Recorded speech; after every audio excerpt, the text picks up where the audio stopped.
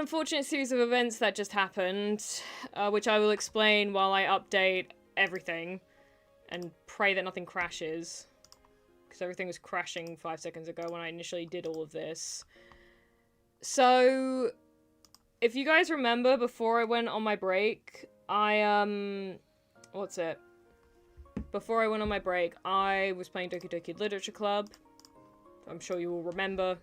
You all laughed at me when I was getting scared. And unfortunately, I decided to wait until after I started this stream to, you know, fix my clock.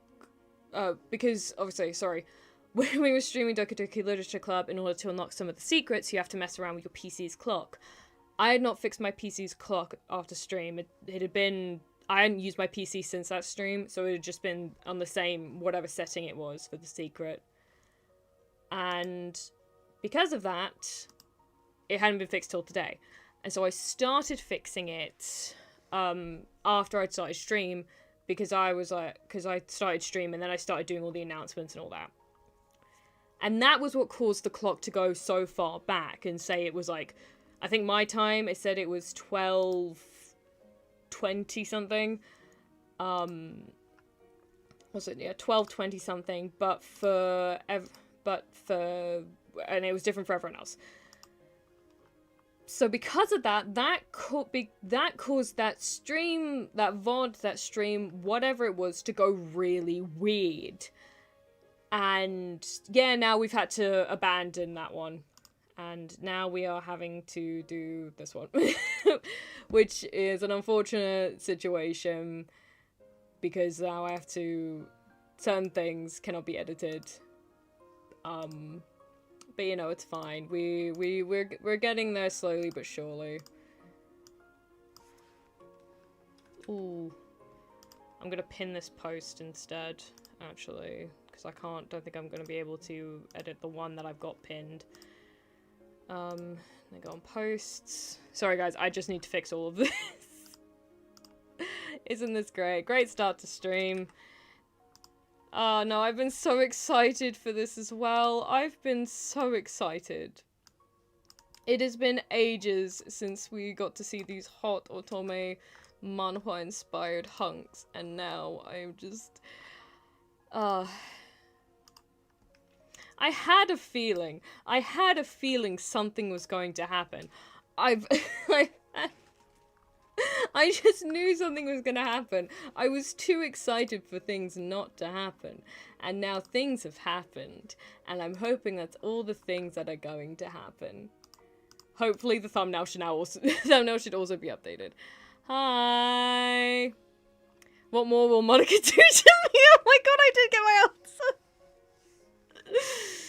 Oh no. Oh dear. Well, I would say congratulations to Matt Pan for getting the first message, but now it's a different VOD, so sorry Matt Pan. But yeah, half congrats. Congrats Siri for first message. Welcome in, welcome in. Welcome in Connie, welcome in Diamond. Hi DeWillow. Welcome in Staljo. Oh no, I'm not mute, good. Hi Joseo. Josu Garcia. I'm so sorry, I'm horrible at pronouncing names. Hi, placeholder. Saintess of the Golden Bow. Sorry, I don't get the pun. I can blame Monica if I want to.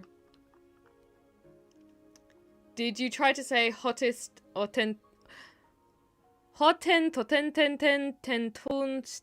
stealing? I have no idea what that means. Please, I didn't know. I said it's been a while since we got to see these hottest these hot Otome manhwa inspired hunks. I never loved DJing details at you. I'm not dumb. I'm not dumb. I just haven't had the time, okay? I've been very busy.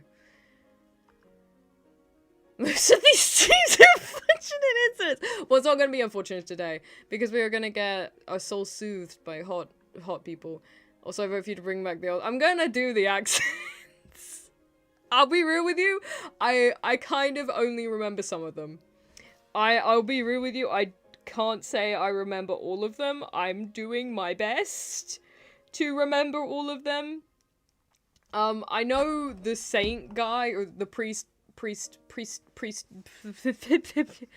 Sorry, I'm still a bit frazzled, but we're okay. I remember I did like a weird Scottish-Irish attempt. And then for the prince character, I did, what's it? I did the Kuma voice. I did Kuma's voice. I can't remember what I did Levi. I think I just gave him my, like, shonen protagonist voice, I think. I can't... And then for the main character, I just gave her my voice. But that's about it. Okay, so... Here we go. Here we actually are gonna start the stream. Properly start the stream. Look, give me 1 second. I need to tell you guys about the cool stuff that is, like, currently up now for this thing. Give me a second. I had it written down so I didn't forget. I wrote it down so I didn't forget. Wow, English, yeah. Sorry, I'm very excited. Okay, so, updates to the game. Yay! They've rewritten and redefined the story. So the pacing and the flow of the story is like 10 times better. There's now an affection system, which if you don't know what an affection system is, basically in an Otome game, or a dating sim game, it's basically how many points you have towards your love interest's endings. If you get below a certain amount, you get the bad ending, typically. There's a normal ending, which usually has the highest, like, width of how many points you could get. Like, say there's, like, 20 points you could get in the game. If you get between 5 and 15, that would be the normal ending. If you got below 5, that would be the bad ending. If you got from, like, 16 to 20, you'd get the good ending. So, you know, the best ending. So there's a system like that in now. Not like that. I don't know the specifics of the affection system in Saintess of the Golden Bow specifically, but that's just a general one. There are now 3 different endings! We have endings to the game! And they depend on your interests, on your relationship with the love interest. So I believe now that there are 3 different endings for each of the boyos. I'm not dating the demon. We've been over this. Best character, no, okay? I'm not explaining the imp joke. The imp was around before KFC, man. That's how you know it's cursed. And there is now about approximately 3 hours of gameplay now. There's about 3 hours of gameplay, which... I don't know if we'll be able to get through all of it today. If not, I'm not gonna lie, I'm gonna come back to the game! I've been waiting for ages to get more Levi content, because I'm like, you know, I'm a Levi simp. I'm just a bit of a simp for Levi. Don't tell KB. Nobody tell KB. Oh my god, Siri, thank you for the $50! Look, a sudden super chat. Someone must be trying to tell you not to worry about silly little mistakes. Let's just admire these guys. Also, if it looks like the really nice dresses are missing, you're imagining things. Oh my god, you stole the dresses. Why would you do that? Why would you do that? I'm kidding. Thank you, Zero, so much for the $50. Thank you. Mwah. I still can't kiss properly with my model. Dang it. How are we getting our push-ups for that? We'll figure something else out. Okay? Oh, did you end up getting orders? I got something similar to it in the end. It was more of like a summery flowy dress, so I haven't had... But I got that back in, like, autumn. So I haven't had a chance to wear it yet. But it's so pretty, and it's so pink, and I just...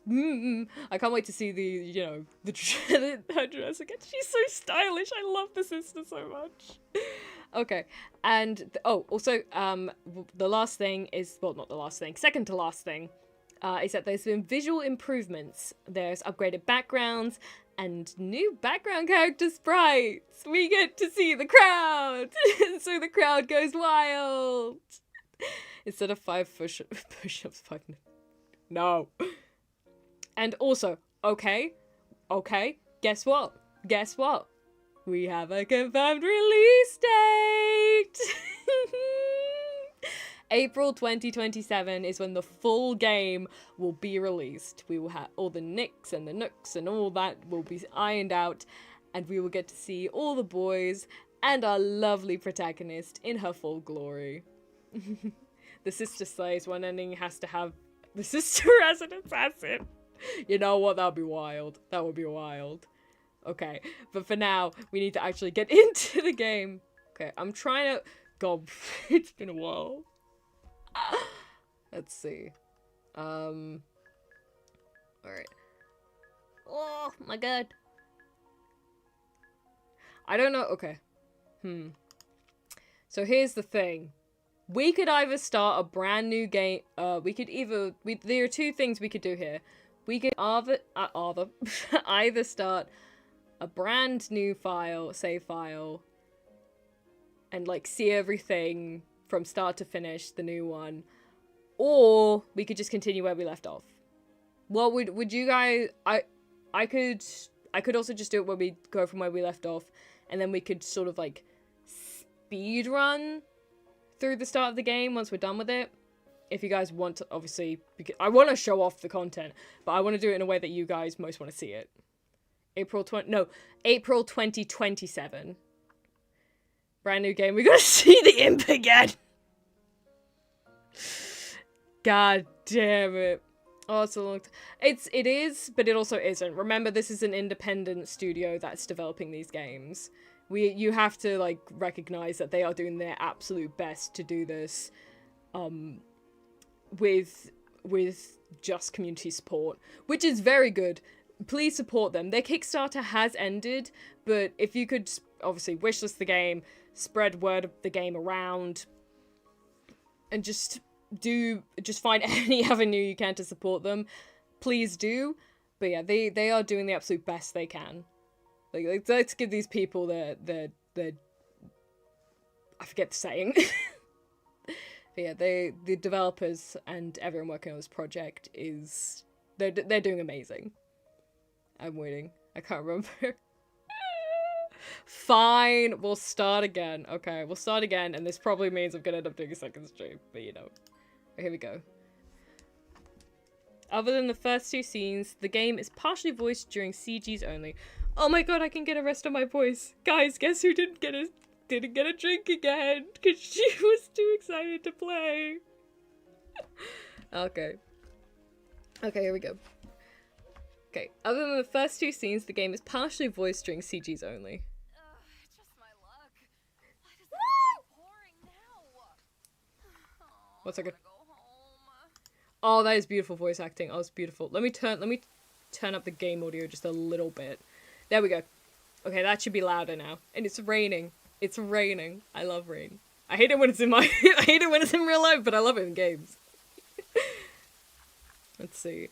I have truly matured since last time we played this game. I have called 0 people old. Don't remember why I did that, just remember that I did.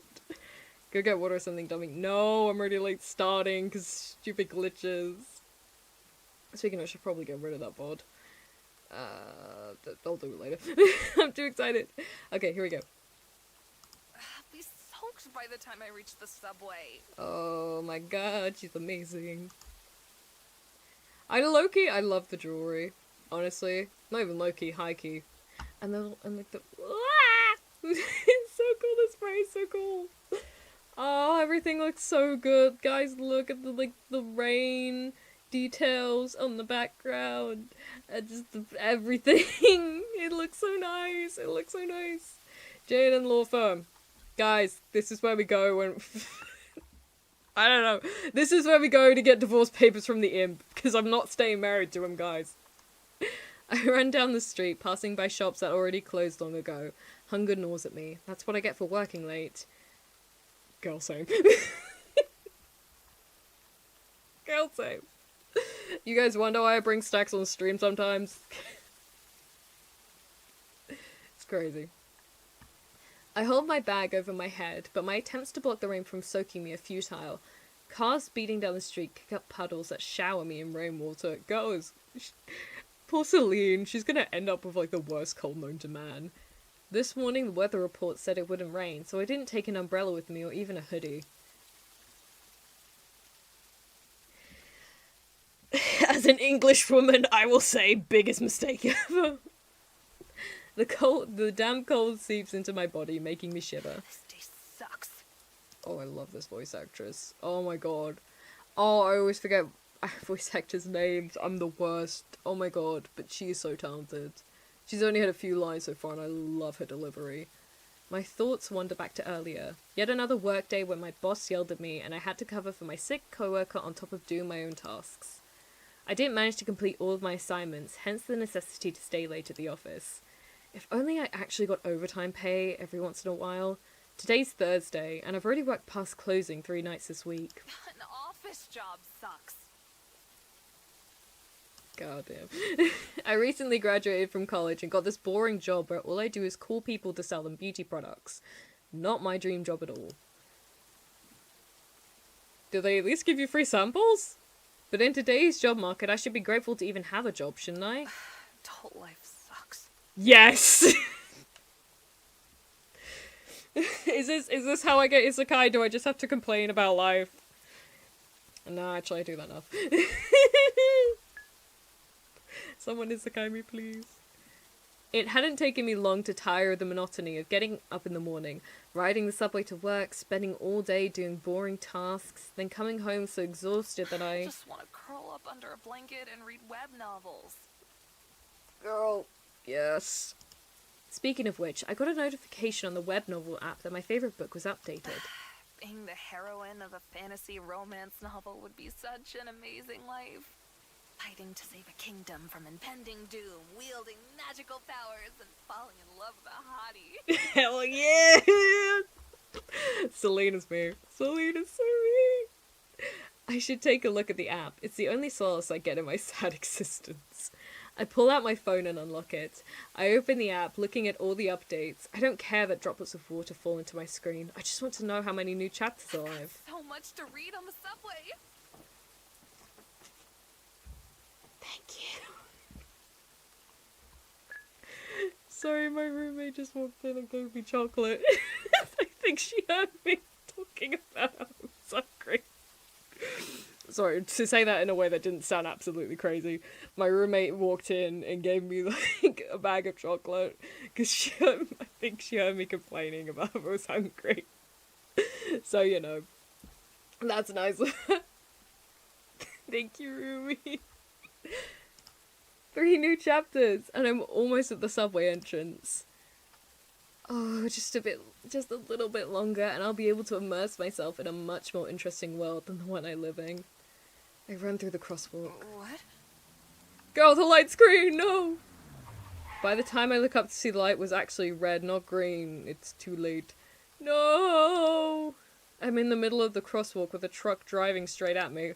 Truck-kun! Should I take a step back or run forward? Quick! Think, Celine. I take a step back. Oh god. Again, props to her voice actress. That was proper anguish. It hurts! The pain! It's excruciating! My whole body hurts so much.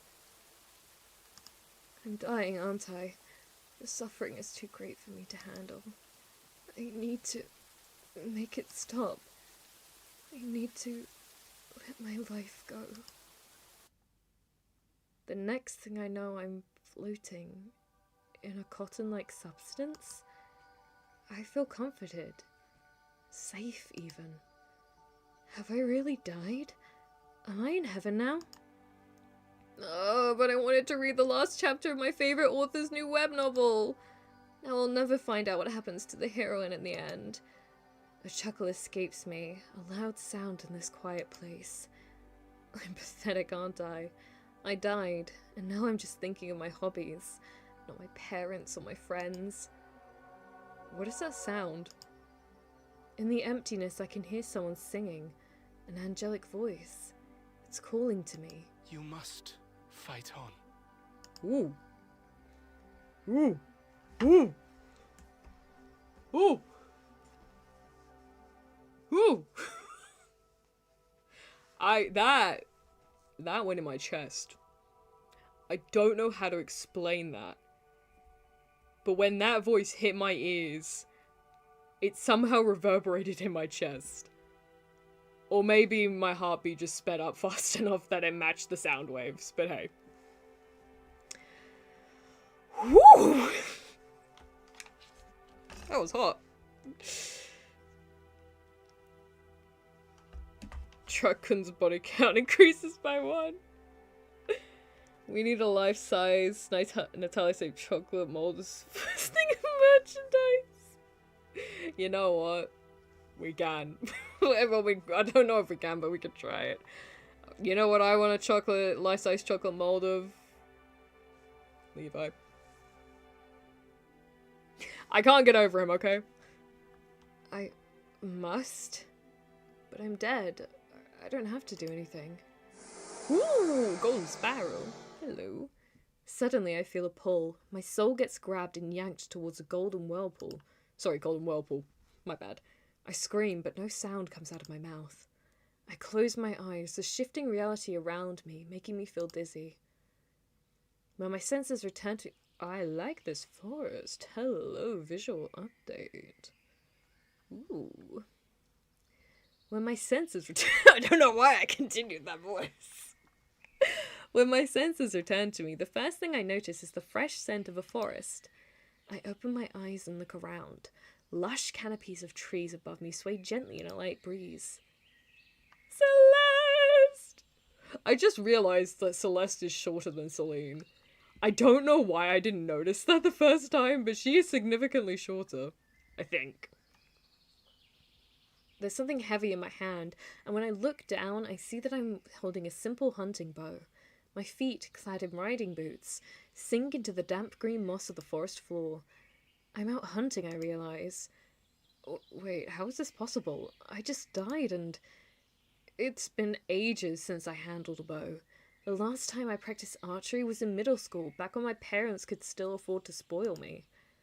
I also hadn't put on such high boots today for work, or these fancy pants, or this jacket. This outfit looks like it looks... Sorry. This outfit looks almost like it belongs in a Korean webcomic. Where am I? What is this place?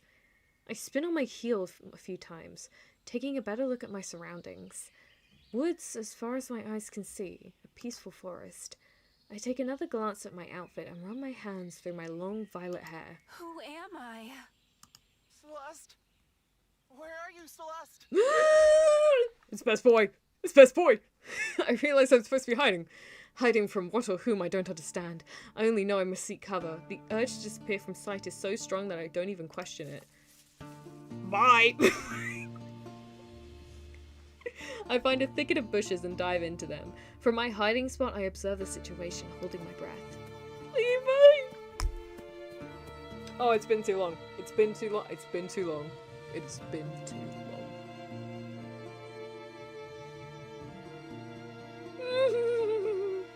Guys, I missed him. Our goat is so... This is the goat. I don't know what you're talking about. This is my goat. This is my true goat. A handsome man wearing red hair tied back in a ponytail runs towards me. He's wearing some sort of fantasy armor, and he has two thin swords on his hips.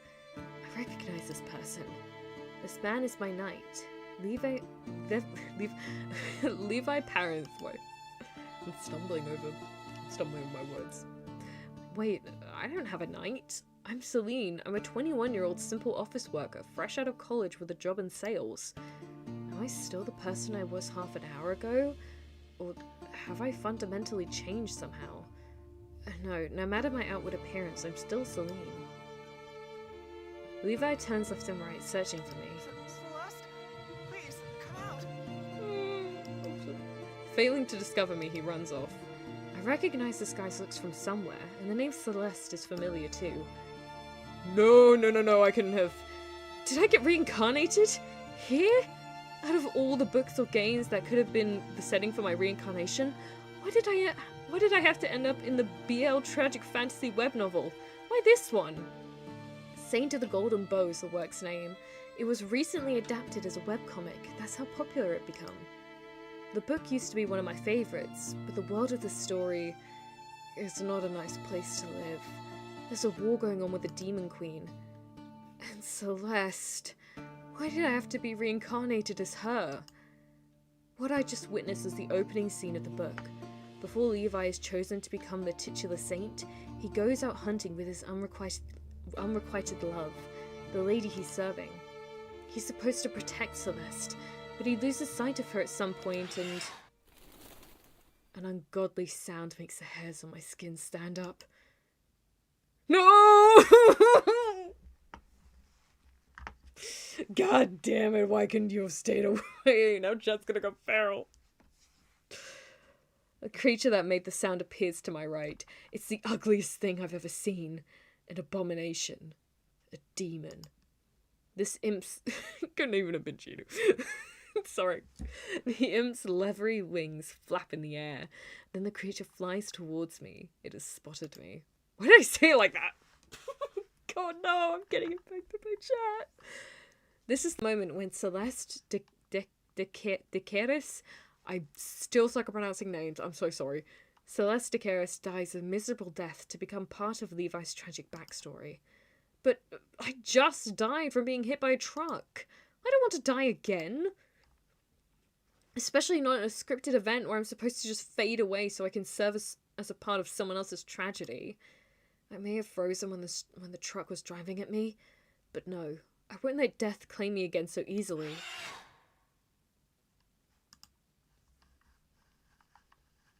Ugly. Ugly. The imp is still... It's not the hottest thing alive! No! Hasn't the demon been on the right since the start of the stream?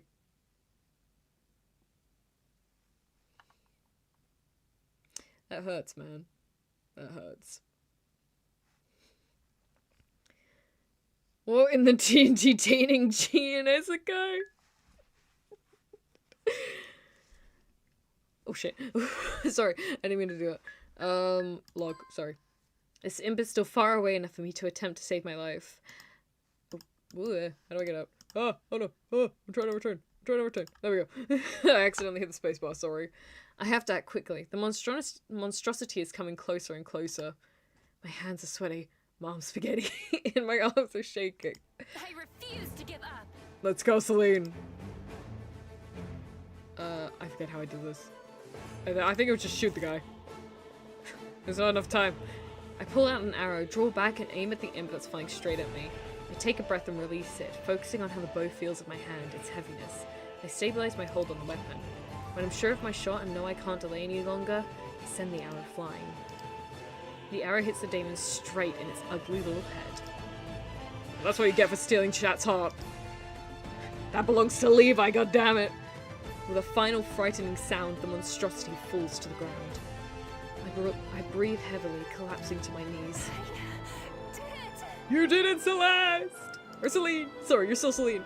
I thump my balled up fist against the ground, feeling the damp moss beneath my fingers. I freaking love the soundtrack, man. Oh my god.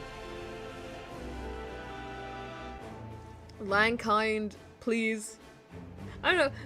I don't know if they have the soundtrack available publicly. So I guess you're just gonna have to, like, do what I wish I could do right now. Download the game, get to the section, and just listen. It's so nice. It's so epic. It gives Fire Emblem vibes, I'm not gonna lie. And I love that. I love that. I breathe deeply again, taking in the smells of the gorgeous forest. They calm me down. I'm alive. You're alive, Celine. Tears rolled down my cheeks. I was terrified, but I survived. Celeste! Oh, he found us! Levi comes running towards me. When he sees the imp dead a few steps away from me, and the bow still grasped in my hands, a gasp of surprise escapes his lips. Celeste! What happened? Did you kill this demon by yourself? He's too cute! He's too cute. God damn it. Mr. VA, stop making me feel things. Oh, anyway. I open my mouth to explain the situation, but my voice sounds raw and shaky. I killed the demon. Levi kneels down before me. My lady, can you walk? I don't think so. I'll carry you. No, there's no need for...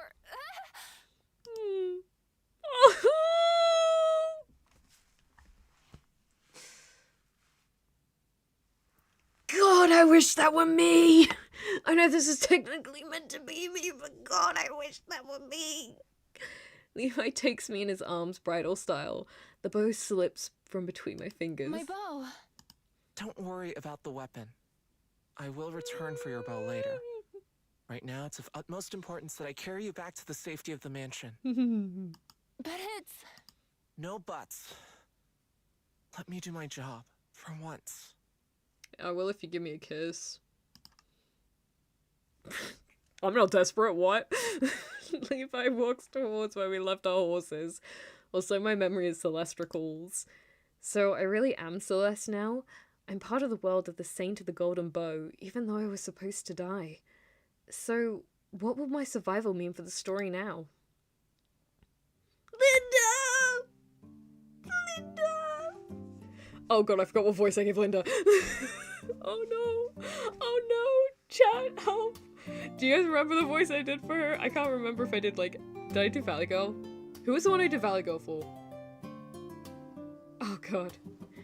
Oh god. If you wanted this, talk to Trucker, it's the only way. There's no trucks in my area available. Okay, they're all booked up until 2028. And so the Yu-Gi-Oh! It should have been me here. Yeah. Oh god. Sister Valley Girl. Oh yeah, okay, yeah, it was my sister. I did the Valley Girl. Okay. God, what did I do, Linda? What did I do, Linda? Oh Lord, forgive me for forgetting how cute this maid is. This maid is adorable. This is one thing I will always praise, like, manhwa or manhwa-inspired media for. They know how to make a maid cute. They know how to make you wish the maid was one of the love interests. That's therapist upping her rates after watching the stream. Come on. A Yuki impression? Okay. Oh, washed up, my lady. Please don't tell Yuki. That's my voice for her. After an awkward bath where I had to let my maid, Linda, wash me, I'm finally dressed in a nightgown and allowed to rest. My body feels weak. The shock of dying, reincarnating, then almost dying again, finally taking a toll on me. I yawn. Did I give Celeste an American accent?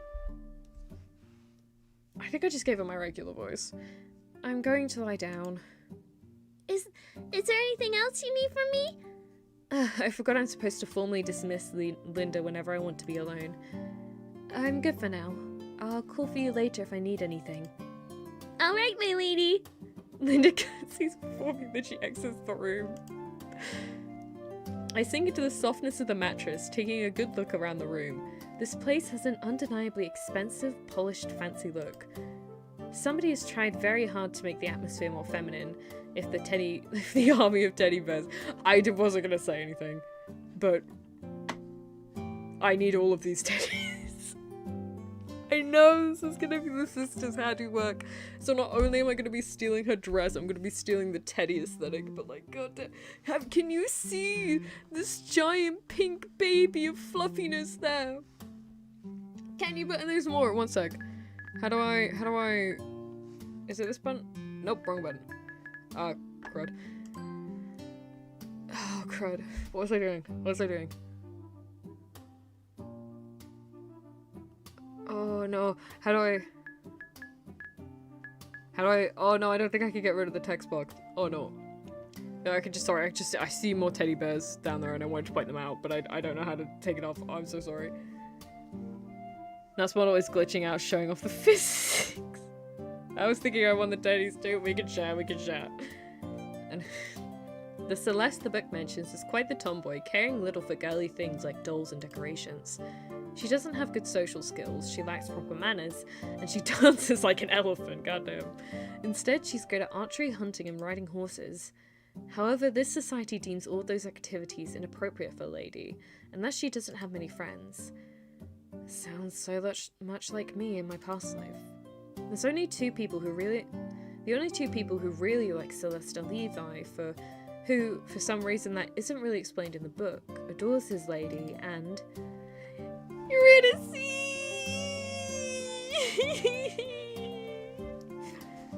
Oh, I missed you.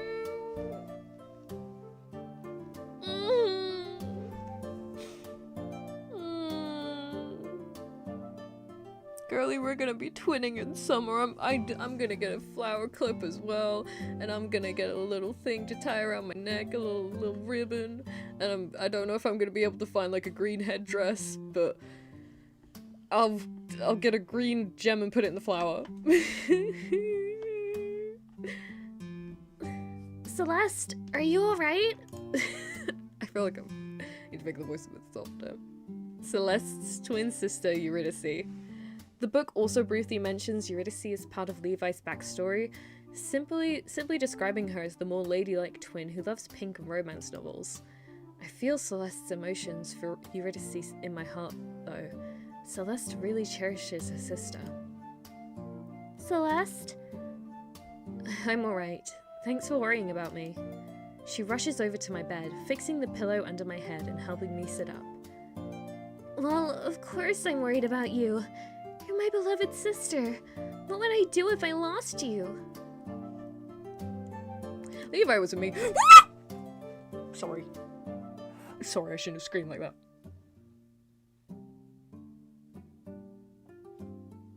I'm glad the game gives you confirmations on options. just by the way, I'm glad they do that. Some games don't do that, and it gets kind of frustrating trying to figure out what characters actually like or don't like to hear. So it's nice that we have confirmation. Levi was with me. Nothing bad could have happened to me under his protection. You think I don't know how you always run off from Levi during your hunts? Making excuses that you have to be alone because he's stomping too loud, scaring your prey off? Busted. I know this is exactly what Celeste has always done. Is him turning gay from you dying a compliment? I mean, I like to imagine that all the guys in this story are bisexual, personally, because like, what's it? The prince and the priest, they both are in love with Levi. Like, but then they also fall in love with Celeste too. And Levi falls in love with Noah, the prince, too, so on top of being in love with Celeste, like canonically in the original story, so he at the very least is bisexual. And because those two lads also fall in love with Celeste in this version, I want to say that they're also bisexual, which in that case, amazing bisexual rep. Everyone is bisexual. In the world, the Saintess of the Golden Bow, you're weird if you're not bisexual. I'm kidding. I take a glance at Celeste's memories, wondering if she ever realized Levi was in love with her, and if— oh, I heard a little thing go off. What was it? Pizza! Oh god, I'm hungry again. Pizza, thank you for subscribing. Superstition of bisexuality that collapses depending on who they end up with. They're all just saints sexual. They're saints. They're bow wielder sexual. Wait, there is no Yuri or Yaoi. I want to no refunds. This game's too good for a refund. The voice is actually crazy. You're gonna hear worse. If you were expecting to fall in love with the voice actors' voices, you're gonna have to wait for the CGs. With me as the main voicer for all of them. You're gonna wish you didn't click on the stream. I'm kidding. We're gonna have a great time here. I'm kidding. I take a glance at Celeste's memories, wondering if she ever realized Levi was in love with her, and if running off was her way of trying to avoid the awkwardness of his puppy-like adoration. I feel a touch of awkwardness, unsure of how to deal with the way Levi has always viewed her. The situation wasn't comfortable for Celeste at all. Hey, you got me. Did you split from Levi this time too, sister? I did. Figures. I really would like to know what happened today, though. Levi babbled something about a demon? It's time. It's time for the return of the old man voice. I'd like to know more, too, for that matter. Oh God, I'm back. Father walks into the room without knocking or otherwise warning us of his presence. The joy I felt at talking to Eurydice momentarily evaporates. What happened today that's left you so disheveled? I looked down at myself. I did get quite roughed up from diving into the bushes earlier. My hair tousled and my skin covered in small scratches. Linda fixed me up though. Now I'm clean and neat and wearing a fresh nightgown. There's nothing disheveled about me. As you can see, I'm fine. Thank you for asking. Father huffs. You and your sister's 18th birthday is in 3 days. We're leaving for the capital the day after tomorrow. If you're not healed up and in top form by then, I'll be up and running by tomorrow. My body feels tired and heavy, but it's nothing but a sleep can't fix. I see Eurydice scoot slightly to the left, as if taking a step away from Father's negative energy. You'd better be. I don't want you to ruin the Golden Bow ceremony for your sister. You're forbidden to leave the mansion for the next 3 days.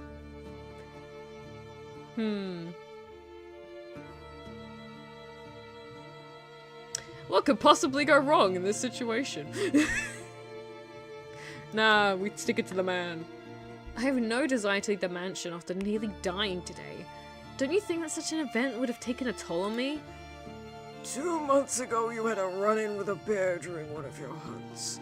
3 months earlier you fought a pack of wolves. Why should I take yet another encounter with a rabid creature would suddenly make my daughter timid? My mouth falls open. The memories of the encounters Father mentioned resurface. He isn't lying. You better cease your rowdiness and stay at home. Do you want me to prolong your house arrest? No, there's no need for that. I think Celeste's father has won this round, however pained I am to admit it. Now tell me what happened. I killed a demon. You... what? Levi said you had an encounter with a demon, but I assumed he was the one to kill it. I shake my head and smile. I shot an imp with my bow. What was such a monstrosity doing in the middle of Lokari Empire lands? We're far from the warfront.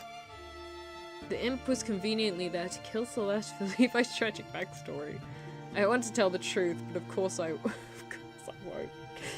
His father and Eurydice would take me for a madwoman if I babble about them being characters from a novel. I don't know, but the monster attacked me, so I killed it. Father sits down on the chair next to the entrance of my room and hides his face in his hands. I knew my daughter wasn't much of a noble lady, but this... My sister and I share a smile. Where was your knight when the demon attacked you? I ran off on him again. I wanted to hunt on my own. Of course. A big yawn escapes my lips. I cover my mouth with my hand. Rest. Father gets up and gestures for Eurydice to leave. Eurydice nods and walks behind him out of the room. She turns back to me when she's in my doorway and gives me a warm smile. Get some rest. I'll be back later. I sink more deeply into the bed, making myself comfortable. It doesn't take long for me to fall into a dream. Sorry, every time I do my old man voice, I push on my neck to make it more raspy, and naturally it has a bit of a carry-on effect.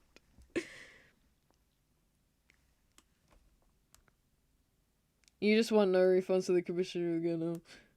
No, I don't. I'm not sponsored. I'm not sponsored. They aren't paying me to. They aren't paying me to play. This isn't pay to play. Where's our comic, Nat? I will. Sorry. I need to discuss how people don't I? Shoot. Sorry. Now this guy sounds older than he looks. He's that old in spirit. It doesn't take long for me to fall into dreamless slumber. When I wake again, the rays of morning sun pour into my room. I get out of the bed and stretch to make sure my body's working properly. I feel refreshed after my long sleep. No more weakness in my limbs. Everything's in order again. I walk to the desk and sit down. I take a fresh sheet of paper. I hesitate when I realize there's only a quill for writing, but I won't be stopped. I produce a few scratchy letters. My handwriting looks horrible. It seems I can't directly access Celeste's skills after all. That's quite inconvenient. I can manage to write with a quill, but not very well, and only in English.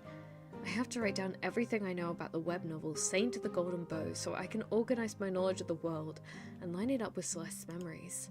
Let's start with the basics. Saint of the Golden Bow is a romantic tragedy fantasy web novel by the Korean web novelist Hanul Kim. I always trip on that name specifically. I read the English translation on one of my favorite web novel and comic apps. The story was supposed to be turned into a webcomic and had promo art, which is how I was able to recognize Levi immediately. His design in the artwork even had him in the same outfit he was wearing on the day of the demon attack. Maybe I should also write down... Do we need to understand what these are? Do we need to understand what boys love is? I think we're all cultured people here, right? When you sponsored last time, I was. I have been sponsored to play this game in the past, but on this occasion, I've not been sponsored to play. I'm just playing because I love the game. We just pretend she is Dojo. God damn. No. No, okay. Web novel is a novel that is published online. Webcomic is a comic that is published online. Boys love is boys kissing, making out, doing the devil's tango. And occasionally there's hand holding. I know. Scandalous. Yeah, we all know this stuff. Alright. I got the basic, that's enough. Okay. I don't have time for explanations. I need to see Levi again. I get up for a moment and wander over to the mirror. I touch a hand to the glass. Oh, she's so cute.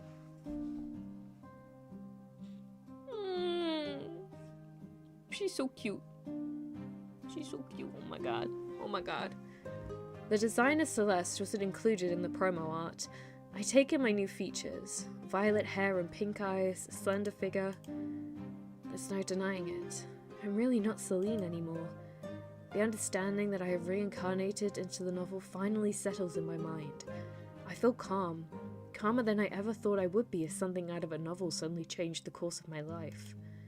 As strange as this situation is, I'm Celeste, and I have her memories. But somehow I'm Celine as well, equipped with knowledge of this world that Celeste never had. I walk back to the desk and sit back down. The book Saint of the Golden Bow starts with Celeste's death event. Levi was in love with his lady for years, but the actual love interest of the story is Prince Noah! I'm gonna be here! Maybe I should pull out Kubo, actually. We haven't seen him in a while, have we? Celeste has to die at the beginning of the book to make Levi feel at his lowest when the Golden Bow chooses him as the saint. Why didn't Celeste save herself if she was said to be so great at archery? It was possible for me to use my mediocre skills to defeat the demon. Must be book logic. She had to die for the story and the Saint of the Golden Bow to proceed the way it did. Soon after Celeste's death, Levi's quest to save the Lokari Empire from the Demon Queen begins. He doesn't go alone. Noah, as well as High Priest Elijah, the second love interest, both accompany him on the journey. Noah and Levi fall in love. Elijah falls in love with Levi too, but Levi chooses Noah. When the final confrontation with the Demon Queen happens, the love Noah and Levi share is an important component of defeating the Fiend.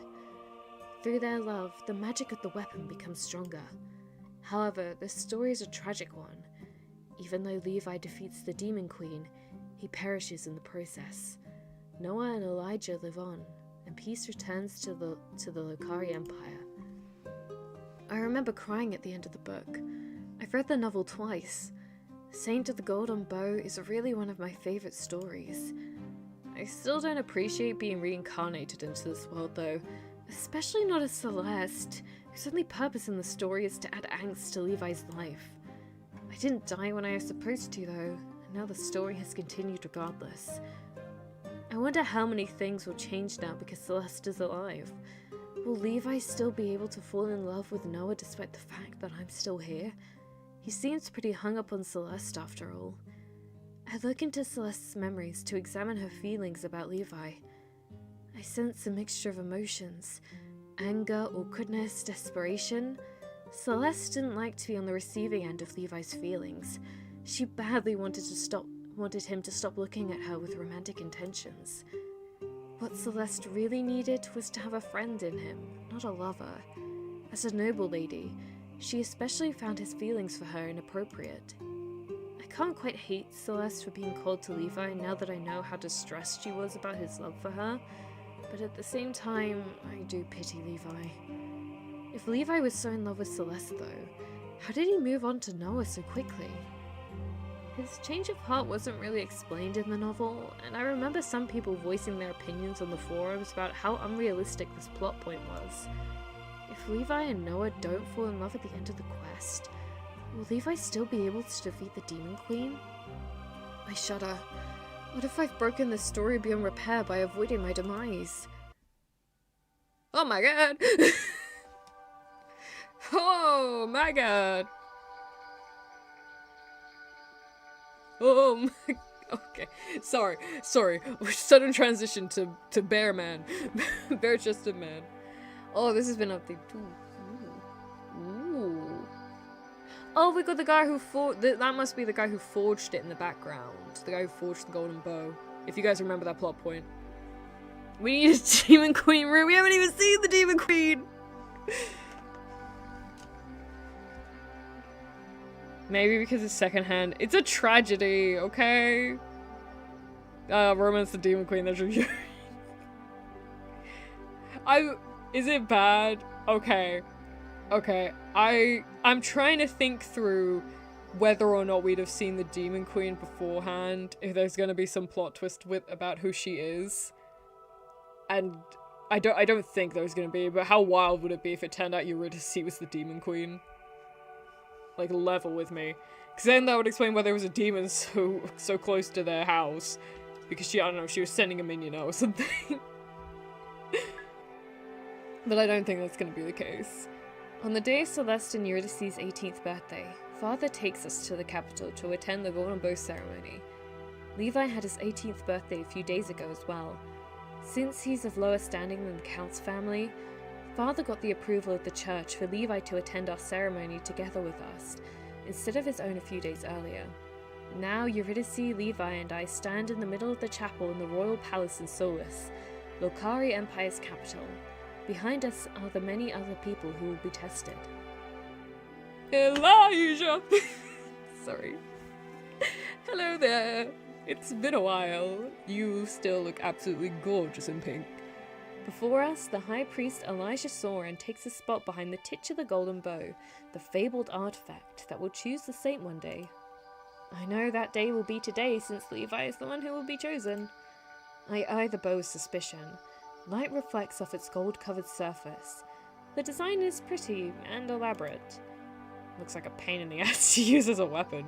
Too ornamental for my taste. We are all gathered here today to see if the golden bow, the weapon given to us by our Lord to help us one day defeat the vile Demon Queen, will finally choose its saint. We know that accent, Natalia. Nobody's getting... Shush, there's some new people. They don't know.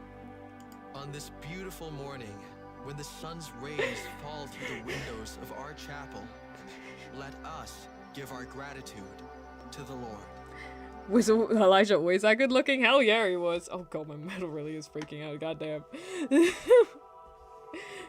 He has given us means to end the war that has been raging for so many decades.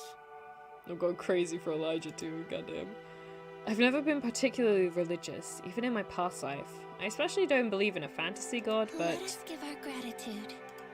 Let us give our gratitude. Let us give our gratitude. She sounds so done with it. 20 years ago, the blessed blacksmith was bestowed with the Lord's inspiration and crafted the golden bow. He worked tirelessly day and night, until finally, he completed the artifact. Ever since then, the people of the Lokari Empire have sought to be tested on the day of their 18th birthday by the Golden Bow. The artifact will choose its wielder. Thank you very much, Elijah, for the voice break. That person will become the saint and be tasked with defeating the Demon Queen, who has terrorized our borders for 23 years. I will now call forth today's attendees to be tested. Each Line of up, you kids. just needs to touch the Golden Bow once. Sorry, line up. and its judgment will be bestowed on you. Line up freshly not kids. Elijah takes out a sheet of paper and reads the first name from the list.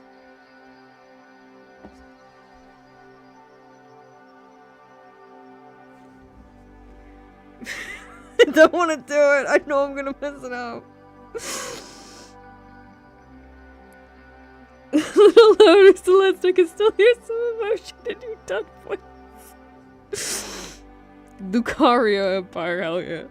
It's just an empire of Lucaria. Eurydice Dakeris, daughter of the Count Dakeris. Eurydice approaches the bow. She puts a hand on the artifact. Nothing happens. Of course, what did I expect? Levi is a saint. The golden bow will only go for him. A frown appears on the high priest's brow as he reads the next name. Celeste Dakeris, daughter of Count Dakeris. I take a deep breath and step onto the podium. Reminding myself I shouldn't expect anything, I put my hand on the weapon. For a moment, nothing happens, but then the bow glows, its light getting brighter and brighter with each second. The light feels scorching hot. I close my eyes, worrying I'll go blind if I don't. You must fight on. Secret romance room. I'm kidding, I don't know that. I hear the angelic voice again. Was the bow the one speaking to me when I reincarnated? Or was it the god of light himself? The thought that I may have been addressed by a deity is frightening. Alright, we were Scottish, we did. No, gods aren't real. You're not religious, Celine. The golden bow! The burning light makes my skin feel like it's on fire, so I take my hand away from the bow. But my hand continues burning, the searing pain climbing up my arm to my chest. Ah! Sorry, I can't scream right now. I scream, my head is spinning. The pain is too much for me to handle. I wanted to stop. Stop! Lady Celeste! Sister! Is it the first time I've voiced Levi this entire time?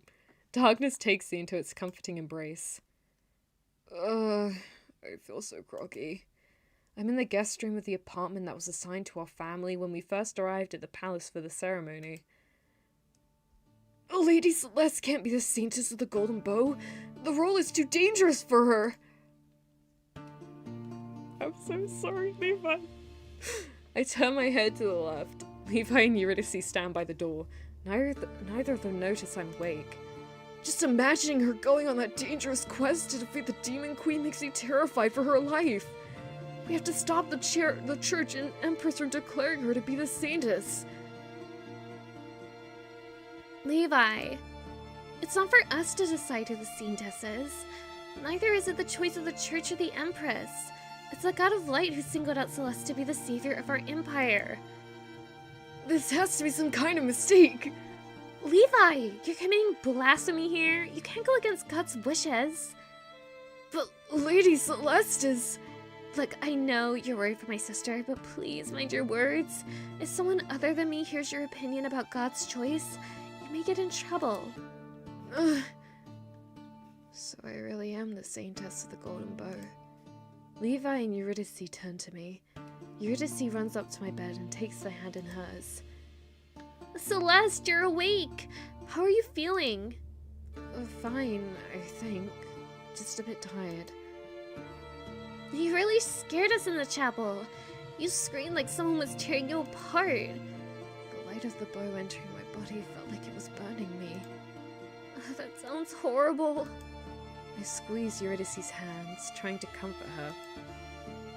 Peak voice acting, shush. Is because we made him Scottish the reason Tyler didn't get sponsored this time. I don't think that was the reason, but you know. Probably did help things. Hi, I'm the Golden Button. I'd like to say the contract once I glow and say no take back. God damn. It can't be the Saintess. It was supposed to be. I cut myself off when I realized I almost just said that Levi was supposed to be chosen as the saint. Why me? I don't want to be the Saintess. I'm sure you'll do fine. You're excellent at archery. I'm not as confident about my fighting skills as Eurydice is. Celeste may have been good at wielding the bow, but I can't access her full abilities. Judging by my handwriting, I could only manage the bare minimum of what she could do. I'm not proficient in any of her skills. What's going to happen to me now? The Empress has summoned you for an audience 3 hours from now. What does the Empress want with me? She didn't say, but we think she intends to personally congratulate you on your new role. Alright, I suppose I should blah blah blah. Alright, I suppose I should start getting ready then. First, High Priest Elijah requested to check on you as soon as you woke up. Check on me? With his light magic. He wants to see if your body and mind are alright after being touched by God's grace. I would really prefer to be alone now, but there's no time for me to mull over what has happened. Okay, you can tell the High Priest I will see him. I'll go bring him here. You know, I don't think it was the Elijah voice. I think it's the Levi voice that did it. Empress is the demon queen I'm calling it. That would be a cool twist. Levi turns and walks out of the room in long strides. Eurydice gives me a comforting smile. Everything's gonna be okay. I hope so too. Silence falls between us. Sorry, my eyes keep drifting to this pillow here, the one in the middle, and I just want it. See, this is the issue. Every time I play this game, I see too many pretty things and I want them. Silence falls between us, but it's a cozy, warm kind of quiet. I get the feeling that no matter what happens, Eurydice will support me. I envy Celeste for having such a great sister and friend. Maybe I should ask her to clarify some matters for me. Eurydice, what exactly does it mean to have the role of the Saintess? You will have to defeat the Demon Queen by shooting an arrow from the golden bow and striking her heart. You're also expected to become a person people look up to. What do you mean? Someone who people believe will save them. Someone strong and reliable. I already think you're plenty strong and reliable. Now you just need to convince the people that you are. I see. There's also the matter of the Saintess needing to be a key player in the politics of the Empire. Though, without the support of a faction, you won't be able to achieve much. A faction? Yes, the Empress rules the Lokari Empire, supported by the Emperor Consort. She has one son, the Crown Prince Noah. Then there are the 3 factions in court, each one respectively led by a duke, a duchess, and a viscountess. Do these factions have names? The warlike faction is led by Duke George. They want the Empress to increase support for the war efforts of the Empire. The artistic faction is the group of nobles who flock to Duchess Penelope. They want the Empress to focus on supporting creative patronage and research, while diverting financial support from the war. Then there's the conservative faction, led by the Viscountess Letitia. They pride themselves on not siding with any political opinion outright. They support the positions of the other factions as they see fit, and try to maintain balance among the politics of the Lokari Empire. Finally, there's the head of the church, High Priest... Sorry, ran out of air. Finally, there's the head of the church, High Priest Elijah Soren. He offers the priesthood's opinion and input when it comes to political matters. That's a lot to remember. The political side of being the Saintess will come into play more once you complete the mission to defeat the Demon Queen. You don't need to worry about the politics for now. Am I part of the church now? You're not a priestess, if that's what you're asking. You're still a noble, so you can marry someone of a noble standing if you'd like. You're not sworn like the clergy to only marry within the church. I remember this subplot regarding Elijah. He was unable to be with Levi because Elijah was only allowed to marry someone from the priesthood. Forbidden love, a popular trope. It was an unusual plot point for a web novel to explore, a religious figure fully in love. Still, people had admired the author for bringing something different to the table, even though the main ship had remained Noah and Levi. Marriage. That feels so far away. We're 18 now, so father will probably... Oh, I didn't... Okay, apparently you can scroll up and you can go back. I did not realize. We're 18 now, so father will probably help us find suitable suitors soon. Suitable suitors soon! Suitable suitors soon! I would like to marry for love, if at all possible. Love. Love was one of the components needed to defeat the Demon Queen. Levi and Noah's love. Would I have to fall in love with someone now that I was the Saintess? Do you have someone in mind for marriage? What? Maybe? You can tell me. I'm not going to tell anybody. Maybe another time. I'm not ready to admit it myself. Alright. Do you have any other questions for me? I am happy to help. Let's see. How long has the Empire waited for Saintess? What do we know about the Demon Queen? I don't remember if we asked these questions last time. I'm just gonna go through them because I personally do need a refresher. The other ones are just basic. The ones from before were sort of just general knowledge things, but I do need a bit of a brush up on the plot, unfortunately. How long has the Empire waited for the Saintess? As the High Priest said, the golden bow was created by the blessed blacksmith 20 years ago, before we were even born. They say he worked tirelessly day and night for 2 weeks to create the artifact. The design was bestowed upon him by the god of light himself. The blessed blacksmith said God told him in a dream that the golden bow will choose its saint when the time is right. Only the saint can wield the weapon and harness its power. What kind of power does the golden bow have? Light magic, the kind that the priests wield. It is said that only an arrow shot from this artifact will be able to kill the Demon Queen. The usual fantasy world MacGuffin then. For plot reasons, other weapons can't harm the ultimate boss. Right, makes sense. It doesn't, but Eurydice doesn't seem to be aware of how ridiculous it is that only one weapon wielded by one special person could kill the enemy that the Empire's been fighting against for decades. After the golden bow was created, the whole Lucari Empire and our allied kingdom of Durandal were tested to see if the saint was among them, but the savior wasn't found. Later, it was decided that every person would get tested on their 18th birthday, as suggested by the blessed blacksmith. 20 years passed, but the state the state still wasn't found. We lost the country. 20 years passed, but the saint still wasn't found. Until now. What do we know about the Demon Queen? The people who have seen her say she looks like a beautiful woman. Multiple women! She's a harem! The Demon Queen ending is a harem ending. Congrats. The people who have seen her say she looks like a beautiful woman, except she also has horns, a tail, and a third eye on her forehead. But she's far from human. She's cruel and dangerous. She kills humans without mercy. She commands an army of demons, vile monstrosities. You saw one. Was it as ugly as they say? The imp wasn't pretty, that's for sure. And that's why he's not a love interest. No one's getting with the imp. No! Imp wasn't pretty, that's for sure. The war has been going on for 23 years now. Over that time, 1/3 of Lucari Empire's lands to the east have been ravaged by war and infiltrated by demons. The queen ending is the true ending. They leave only ruins behind when they take over a town. Their fire is said to be ever burning. You'll have to travel east to defeat the Demon Queen.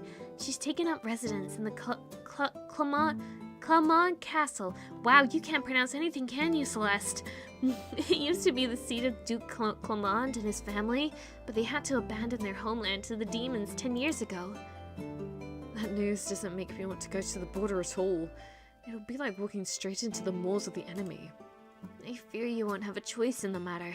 The Empress decreed long ago that once the Saint or Saintess was found, they would immediately embark on the quest to defeat the Demon Queen with a party of the most capable fighters. I just hope you won't have to leave too soon. I think I'll need some time to learn to wield the golden bow and to accept the whole situation. I'm sure the Empress will understand. That's all the questions I have right now. Those are all the questions I have, for now at least. Thank you for helping me sort through everything, sister. That's what I'm here for. One thing's certain. The people of the Okari Empire have been waiting for the Saintess for ages. A lot of faith will be put into your abilities. A lot will be expected from you. I don't envy you. If I could, I would share this burden with you. Thank you. I'm really moved by Eurydice's dedication to me. High Priestess Elijah and Count Akiras have arrived. They can enter. Elijah comes into the room, followed by Father. Levi closes the door behind them, remaining in the living room of our apartment to guard the entrance. When my gaze meets my father's glare, I don't know if I should laugh or cry at the fact that his disposition towards Celeste hasn't changed, even now that she's become the Saintess. I decide not to say anything to Father while Elijah is around. I don't want him to witness a fight between us, and I doubt I can hold my tongue right now. May I sit beside you? Sure. Elijah approaches and sits beside me on the bed. I need to touch you to make sure you're healthy. Is that alright? Is that how light magic works? As someone who reincarnated here from Earth, I have little knowledge about magic. I don't remember a scene like this one with the High Priest in the book. Come to think of it, Levi didn't faint after touching the golden bow. He must have a much stronger resistance to pain than I do. Celeste doesn't know much about magic either. She has no magical powers of her own, after all. Nobody in the Decari family does. I look at Elijah. He stares back at me with a patient smile. The High Priestess is young for his position. Priestess! Sorry, Elijah, you're now Eliza. Map how infected me with the Yuri. The High Priest is young for his position, but also really attractive. I never thought I could consider a guy with pink hair dashing. Goddamn. What's with the pink hair hate? I clear my throat, though I can do nothing to stop my cheeks from burning. Alright, go ahead. Oh! Elijah surprises me. Elijah surprises me by leaning his forehead against mine. Before I can protest, an aura of white surrounds his body. He's really working his magic on me. I close my eyes and focus on how his magic makes me feel. His touch is pleasant and warm. I become strangely comforted. Before I realize what I'm doing, I lean in closer towards him. Elijah's nervous and surprised chuckle makes me snap out of the comforting embrace of his magic. Your response to light magic is rather strange. I'm sorry. No, don't... Have I turned down the volume or something? No, I haven't. Okay. No, don't be sorry. The way you're drawn towards my magic is peculiar. I thought we'd be able to get through a nice moment without the Scottish accent, but I was wrong. I was so wrong. The way you're drawn towards my magic is peculiar, but it's also worth studying. I never met anybody who reacted this way. Perhaps you'd be open to meeting again before we leave on the quest, so that I can further study my magic's influence on you. For research purposes! Sure, we can meet again for research purposes. I'm not sure I want to learn more about your magic. We're going for the harem ending. We're going for the harem ending. We're gonna get all the affections up. Sure, we can meet again. I'm likewise curious about why I feel such warmth when the High Priest touched me. I'd also be interested in learning more about magic in general. My office will be open for you. Lady Celeste is healthy. I can also confirm that the Golden Spill magic has entered her body. She is the Saintess. I hope you won't embarrass me. Thank you for the checkup. You're welcome. I'll go now. Let the Saintess prepare for the audience with the Empress. I'll be present there as well. Thank you for your time, High Priest. Till we meet again. When Elijah leaves, Father turns to Eurydice and Levi. I would like to speak to Celeste alone. Eurydice and Levi give me worried looks, but can do nothing else but leave me alone with Father. You mind coming to the center of the screen? Be appreciated, or are you just gonna be that obstinate that you're just gonna stay in the corner like a weirdo? Okay, good, he listened to me. So now you've gone and done it. Done what? Made yourself the center of attention again. First you fight with bears and wolves, then a demon, now you scream like a madwoman in the middle of the Grand Chapel. And when you wake up, the High Priest confirmed you're the Saintess. How could you possibly carry such an important role? An immature person like you could never become the savior of humanity. I didn't want to become a Saintess. And now you're actually admitting that you didn't want to be chosen by God. So you're a Saintess who rejects being a Saintess. Where's your faith gone? As much as you're a bad fit for the role, you should still carry it with dignity. I'm not sure what Father wants from me other than another opportunity to belittle me. I have to wonder why he hates Celeste so much. Celeste's feelings don't supply me with a direct answer, but as I continue to tap into them, a wave of resentment towards Father suddenly washes over me. And now you're mute. We're standing up to the dude. I'm not backing down, bro. No, I can't let him belittle me. Maybe Celeste gave up long ago on interacting with Father, but I can't let him assume he has the right to abuse me. I may not be the best choice for the Saintess, but I'm going to do my best at fulfilling the role. Just watch me. Father laughs, a mean, unamused sound that chills my bones. You're going to embarrass this family as you struggle with being a key player in the Lokari Empire politics. Do you think being the Saintess involves only shooting the bow? What about bringing hope to all of humanity? What about displaying excellent propriety to earn the favor of the political factions of the Lokari Empire? The role of the Saintess is wasted on someone as useless as you. His words correspond to fears that have already bloomed in my soul. What if I really can't fulfill the role of the Saintess properly? What if Father is right? Get ready for an audience with the Empress. And when we're in the throne room, do your best not to demean the Decari's name. All I can do is nod and watch him leave the room. A moment later, Linda appears in the doorway, ready to prepare me for the audience. Oh, bye. Ooh. Fancy gardens. Ooh. 1 second. Ooh. I'm gonna save now because we're at the point where we were before. Oh wait, I'm on load. How do I save? Where's the save? There we go. Nice, I think. Actually, we're a little further along, but that bit's a little further along. Dang it. Return. 2 hours later, I follow a step behind Father. We walk. Sorry. Scotland! What game are you sure? It's a solid Scottish accent to my untrained American ears. If you found an actual Scottish person, I don't think they'd agree with me. There's no reason for you to need to expand the empire. Louis decide and don't know who that is. 2 hours later, I follow a step behind Father. We walk through the corridors of the palace to the throne room where the Empress and the Emperor Consort are waiting for us. We walk in silence, the mood sour thanks to my earlier conversation with Father.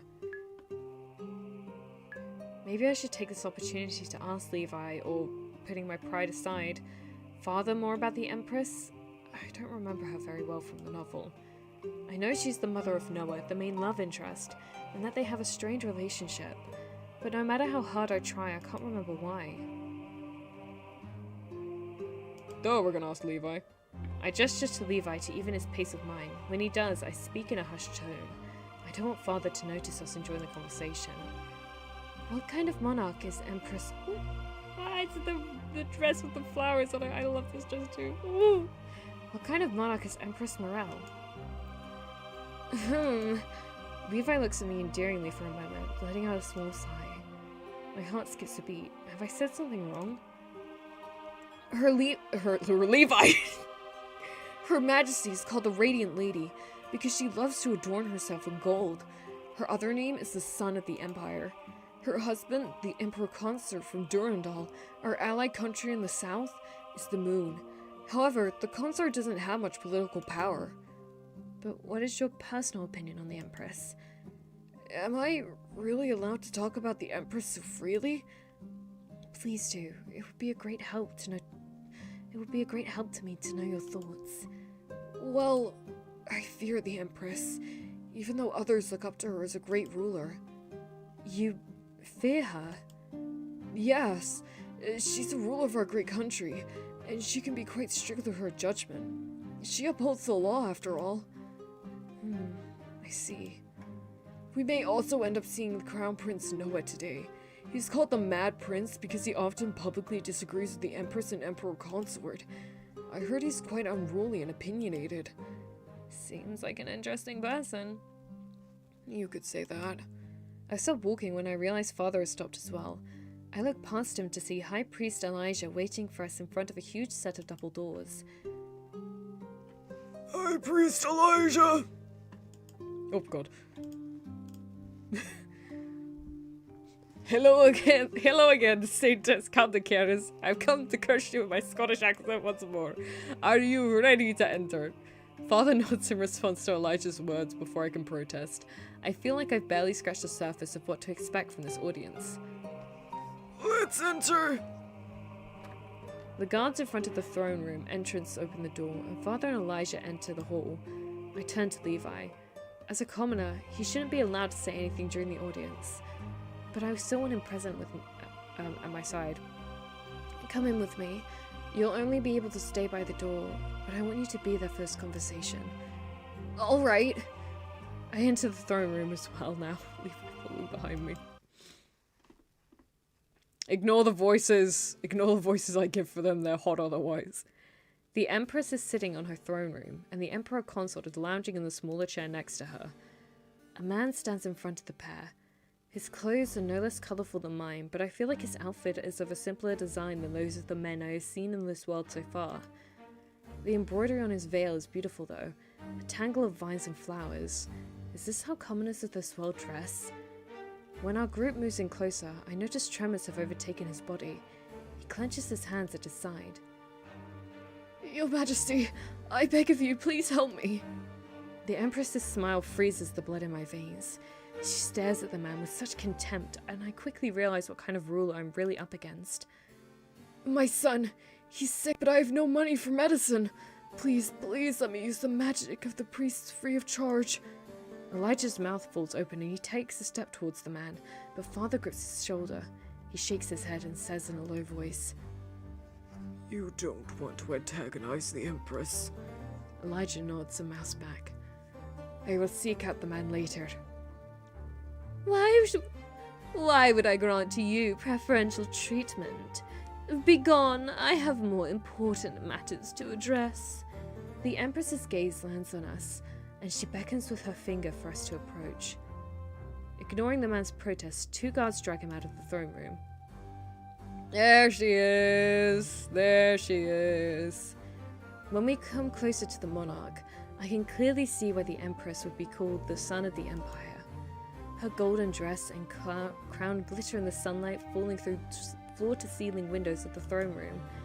But no matter how beautifully dressed the Empress is, her smile makes you think I'm a mouse in front of a lion. At last, the prophesied Saintess stands before me in the flesh. I smile and make my best attempt at courtesy, following Celeste's memory. The wince on my father's face tells me I failed to move properly. Father and Elijah make smooth bows. Thank you for the chance to have an audience with you, Your Majesty. Grace to be in your princess again, O radiant lady. Of course! How could I not gaze upon the chosen heroine with my own eyes? The Empire has been waiting for her for over 20 years. Though I'm surprised your daughter is the one who turned out to be the Saintess, Count Alaric. A nervous chuckle escapes my father's lips. She indeed possesses an affinity for archery, Your Majesty. So I've heard. Your daughter doesn't act much like a noble lady, does she? She does have a reputation for enjoying quite boyish activities. Father's face turns beet red. He's embarrassed because of me. It seems the Empress finds me lacking as well, and having her, out of all people, displeased with me is not good. It's known that Count de Cares has two daughters. The one who's a perfect image of a noble lady and the one who's a tomboy. I suppose that girl stands before us. Although dressed in finery, there's not much of a proper noble. Silence falls in the room. Everyone looks at me, expecting me to answer. Under the sudden attention, my mouth goes dry and I can't find my words. Why did I think I would suddenly gain respect by becoming the Saintess, when Celeste's questionable reputation has been spreading for years? Father already told me I was lacking. In a sense, it's good that everyone expects Celeste to be quite lousy at etiquette. After all, I have no idea how to curtsy, or properly use fancy utensils, or dance like a graceful noble lady. I'll do my best to be a proper Saintess. I'm sorry I'm not fit for the role. I'm not gonna kowtow to her. Nuh-uh. You may be dressed in gold, lady, but you may as well be wallowing in pig's mud.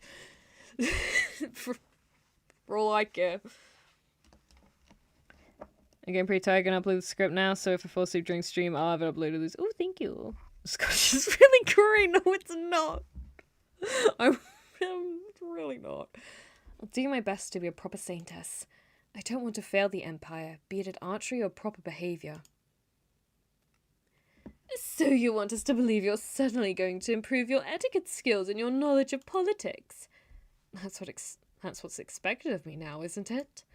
So I will focus on honing my skills with the golden bow, but I will also work hard to fulfill the political side of being the Saintess. Oh, hey, here comes the final boy, the final boy, the final one. Our conversation is interrupted when the door to the throne room bursts open. There he is.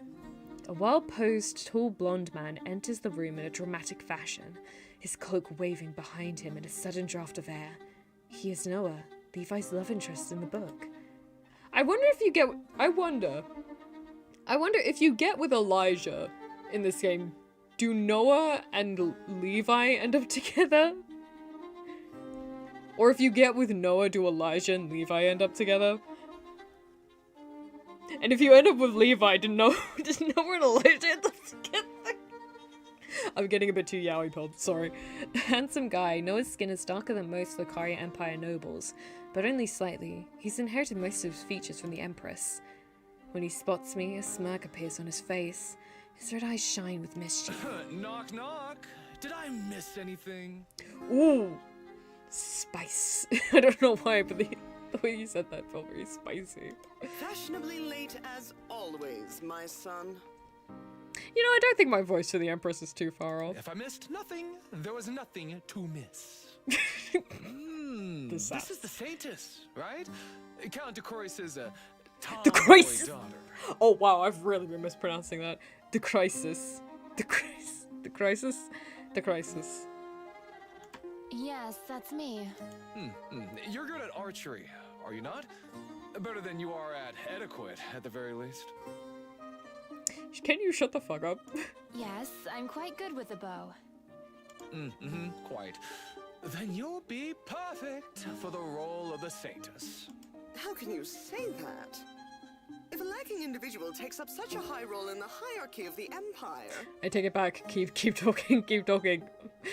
Bet down your mother. All the Saintess needs to do is shoot the golden bow and hit the Demon Queen straight in the heart. Then the war will finally be over. It'll be Is over. that not what you want, Mother?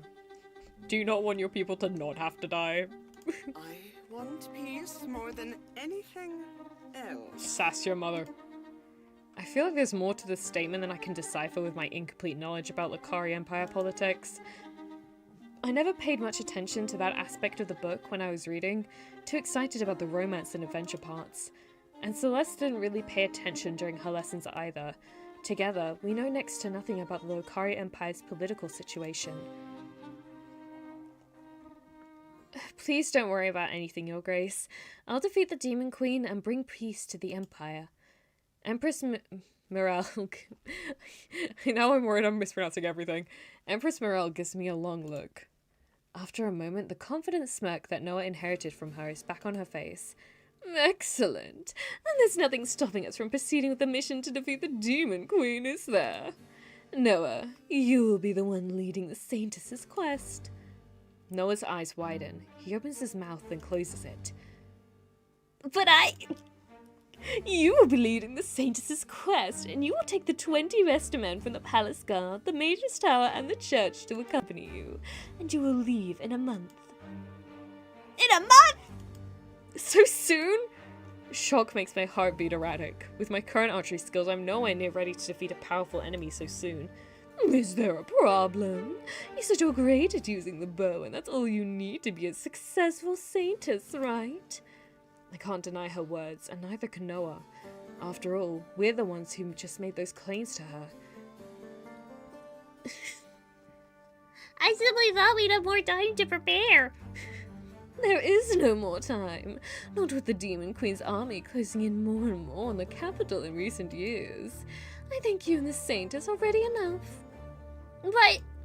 Do you question the Oh no, that's the Emperor, sorry. Yeah, question the Empress's judgment.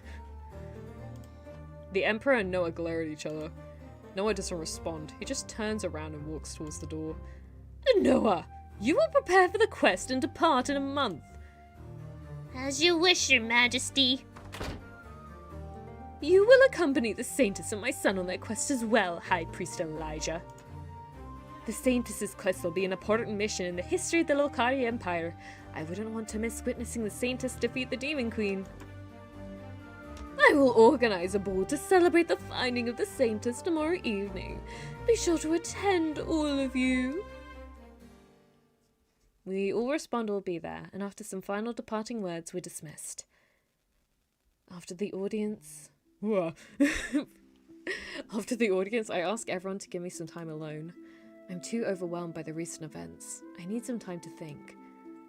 I take a sheet of paper and a quill, and I begin to scribble down my thoughts. I survived my death event, the demon attack in the woods near the they just said the name out loud to me and I'm still fumbling it.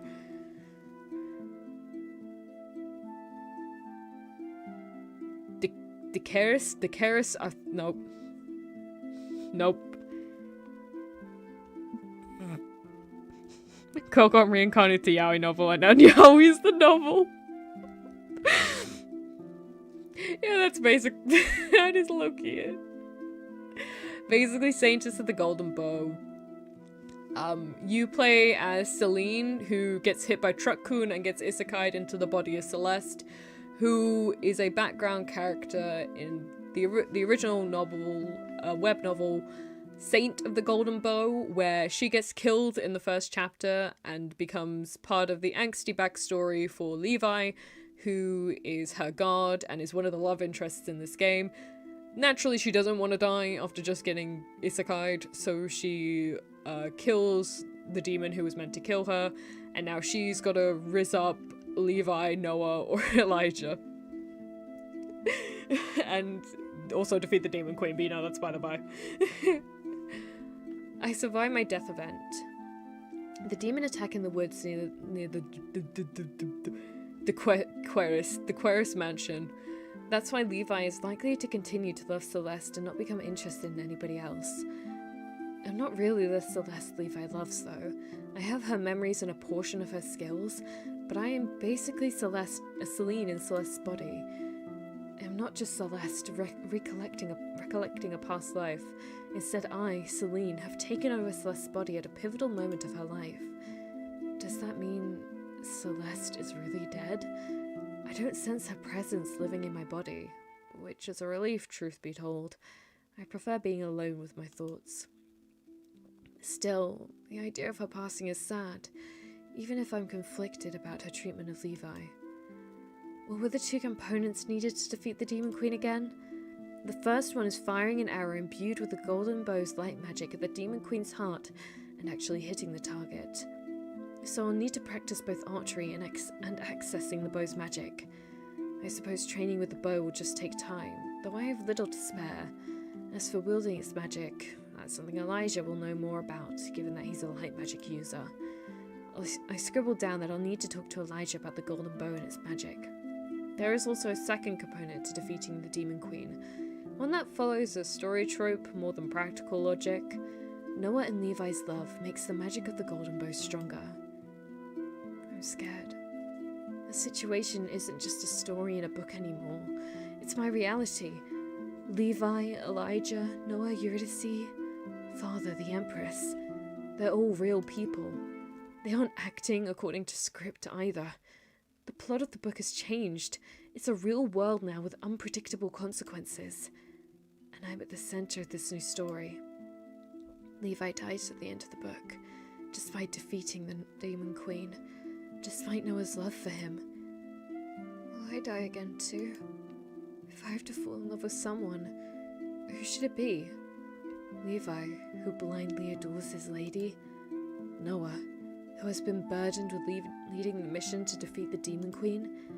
Elijah, who's a priest and can't marry someone unless they're part of the church? Or should I pick someone else entirely? The next evening, Linda gets me all dolled up again for the grand ball the Empress is throwing in my name. Well, there's no safe bits now. No! At the ball, I find myself sitting at the table, staring at silverware I have no idea how to properly use. Celeste's memories aren't helping me much. The servant puts a salad in front of me, and I pick up one of the forks. There's an offended gasp from my left. I look at the noble lady sitting next to me. Oh my god! Hello again! I forgot which voice I gave you! She's almost purple in the face, staring down at the fork I'm holding. A piece of cutlery, then. I put it down and take another in my hand. I steal a sideways glance at the noble lady. She doesn't seem to be offended anymore. This one must be the right fork, then. When everyone starts eating, I dig into the salad too, but it tastes like paper to me. I'm nervous. My hands are clammy. So you've become the Saintess, Lady Aquarius. Wait, I recognize you. Where do I recognize your voice from? Hi, George. Hi, George. The man to my right, Duke George, if Celeste's memories serve me correctly, strikes up a conversation with me. He's a young duke and a powerful player on the battlefield of Lucaria Empire's politics. I'll have to do my best not to say or do anything strange. Yes, despite my surprise, the Golden Bow has chosen me. Well, now that you carry such an important role, do you plan to improve your knowledge of etiquette? I swear I recognize the voice actor from someone. I don't know if I said this last time. I don't remember if the scene was voiced last time I played, but I swear I recognize this voice actor from somewhere. He points at my salad. Oh, come on, what am I doing wrong this time? It's an avocado! Thanks! The Duke smiles, but his expression isn't unkind. You have no idea what you're doing wrong, do you? I don't. May I? Still hot though. He extends his hand to me, and when I don't protest, he touches my hand to gently modify the way I'm holding my fork. Oh, come on, George. You're spoiling the fun. Penelope. Sorry, I've gone through an Epic the Musical phase since the last time we played this game. The lady to my left has a cruel smile on her face. Shoot, I really was eating the salad wrong after all. My cheeks heat up from embarrassment, and suddenly I find it hard to breathe. Now that I'm the Saintess, I will be watched closely. The nobles are all going to be laughing for weeks about the way I ate this stupid salad. I just know it. Excuse me. There's a tightness in my chest which makes it hard for me to breathe. My heart is beating so quickly. I can't be here anymore. I have to get some fresh air. Are you okay? I forget. What voice did I do for George? Oh no, there's too many people. The Duke needs a French accent. Penelope does have a hot voice. That's the sister? That's not the sister! That's a different person. Are you okay, mon ami? I can't remember the voice, so I'm just doing French. Sorry. Duke George calls after me, but I quickly run to the terrace. Once I'm away from the throne room, I run into the gardens. I stop only when I reach a small pond. Here I put my arms around my frame, trying to control my breathing. Breathe, Celine. In and out. In and out. Don't cry, don't cry. You'll ruin the makeup Linda spent hours putting on you to make you look like a real noble lady. Didn't think I would run into you here. I turn around when I hear the voice. It's Noah. He's drawn his sword, and his usual mocking demeanour is not present. He's completely serious when he suddenly puts his sword against my throat. My heart beats so loudly that it feels like it could jump out of my chest, this time from fear. Does Noah want to kill me? I wish I could just kill you and be done with it. Thank you for the immediate honesty. He does. But why? Suddenly I remembered the scene. I fangled over it when I was reading the novel. This is the scene when Noah puts his sword to Levi's throat. It's overly dramatic, and most of the readers of the novel interpret it as a romantic interaction. But now I think this setup is just ridiculous. I could take a step back at any time from the coldness of the steel, and my neck would be safe. I give Noah a long stare. He's looking at me seriously, as if he's really pondering if he should harm me. I don't believe he actually will. I will entertain his antics for a while longer just to see what he has to say to me. I want to know how much of the scene changes with me here instead of Levi. Why do you want me dead? Because you're the reason I have to go on the mission to kill the Demon Queen. And so soon. I didn't make the Empress do this. If anybody less capable than you had been chosen as... Oh, shoot. If anybody less capable than you had been chosen as the Saintess... Mother wouldn't have told us to leave within a mere month. You were the one who came into the room shouting about my capabilities. I'm glad he thinks so highly of my archery skills, especially considering how little the nobles think of my etiquette skills. But he's wrong. I may not be as great at archery as you think. That fact would change nothing at this point. Mother is now convinced you can defeat the fiend. Maybe you shouldn't have come into the room shouting about how good my archery skills are, and that's all they need. Maybe you should recognize your own fault in the situation.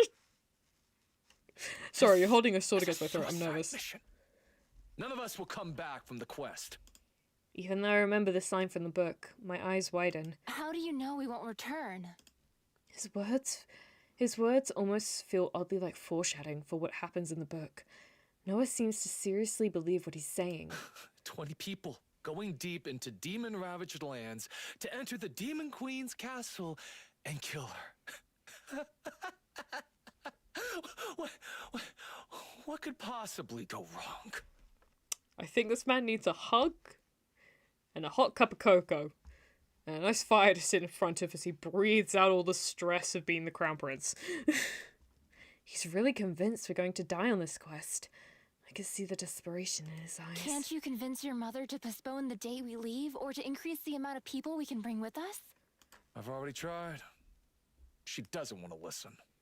It's almost if she wants to set us up for failure. See, the longer the war goes on, the more she gets profit. Maybe. I don't know. I just remember this from a lot of war movies. This does... I feel like there's a lot about the relationship between the Empress and Noah that I don't understand. It's painful to watch him suffer under the weight of so much doubt. Look, I'm afraid of the mission too. But I don't want to give up. I mean, he's right. 20 people isn't enough towards probably multiple magical armies. Yes, but you're forgetting one important factor here. Plot armor! Very important factor when you reincarnate into the world of a novel. Read Scumvillain. You'll understand what I mean. I won't just roll over and die. I'll keep fighting until the very end. Celeste, you need to harness your protagonist power. Or Levi's protagonist powers, technically. You have to make sure you're always standing behind Levi. No matter how the mission ends, I want to be sure I've done everything I can to fulfill my role properly. Can't you just sneak around the armies? Yeah.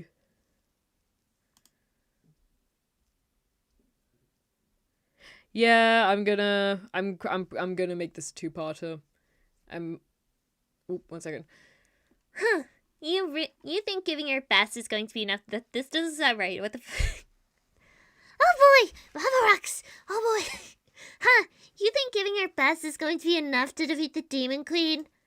Are you not afraid of death? I am very afraid. But what else am I supposed to do? What would people think if I just hid in the countryside in my father's mansion? The citizens of the Lokari Empire have waited 2 decades for the Saintess. I may not fully believe in myself, but I can't simply give up. We have a month until we leave. I'll spend that time improving myself. You're the Crown Prince. You should lead by example as well. You're right. Damn, Kumo. Can we get someone I else? can't just give up. I know it. I knew it. It's showing. I must also see the mission through until the end. Are you feeling better now? I'm sure you'll do great on the quest. Shoot, I don't know which one to go with. Oh. Oh no. Oh no. Oh no.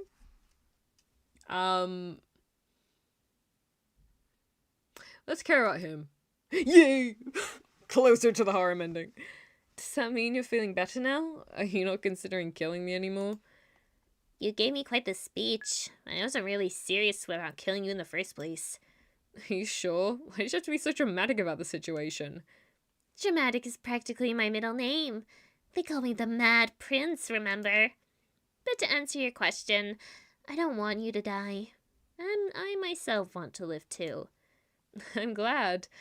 Don't die, Your Highness. Just Noah is fine. We're teammates now, I suppose. I like the sound of that. I'll continue trying to get Mother to delay the deadline for us to leave. I would appreciate more time to train. Right. Time to go back to the ball, then. Without sparing me another glance, Noah walks past me towards the terrace. I look at the water of the lake and take a few deep breaths. I really hadn't expected Levi's scene with Noah to play out for me. I also didn't end up responding the way Levi would have done. Our encounter didn't turn romantic at all. Girl, are you blind? Yet my heart is beating quickly regardless because I'm still scared about so many things. The stress is catching up to me. I fall to my knees on the soft grass. I can't hold back my tears any longer. I'm tired, I'm terrified, I want it all to stop. Tears overflow. Looking into the lake, I allow myself a moment of weakness. Why is this happening to me? I don't want to be Celeste. I never wished to be the Saintess. After a while, I realize, no matter how much I cry, this new reality won't magically change for me. The sooner I accept my fate and put my energy into the few things I can still influence, the better. With a new purpose, I get up and walk back towards my room. Screw the ball. I'm not going back there only to be ridiculed further. I don't want the whole imperial court to continue watching how terrible I am at being a noble lady. I'm walking down the... I think I'll do this one last scene, and I think then I'm gonna call it for today, guys, and then we'll continue this on... Saturday, probably. I'm walking down the corridor towards the apartment when I hear someone running behind me. Celeste! Wrong voice. Levi calls me by my first name, like he always does when it's just him and Celeste. It's something the two of them agreed to do when they were younger, before Celeste grew to avoid him. Levi stops before me and looks me up and down, checking for injury. Where have you been? I didn't notice when you left the throne room. You're not supposed to go anywhere without me. Father's orders, I know. I just forgot. I realize I haven't been thinking about how Levi would feel if I suddenly disappeared. Yet again. I'm not concerned about failing to follow his orders. I'm genuinely worried about you. He blushes and looks away. After a moment, he looks back at me with a worried expression, then looks me up and down again. You are right, are you not? He focuses on my face and frowns. You've been crying? He must notice my smudged makeup. Well, if we want him to like us, we need to be honest. We need to give him an avenue into our heart. So I feel better now. Yay! I love the little thing popping up on the side. It's so cute. I was, but I feel better now. What made you cry? When I see the sincere worry on Levi's face, I want to tell him the truth. I'm just overwhelmed by suddenly becoming the Empress, by having to carry the burden of saving the whole Empire. I look down, tears welling up in my eyes again. Celeste.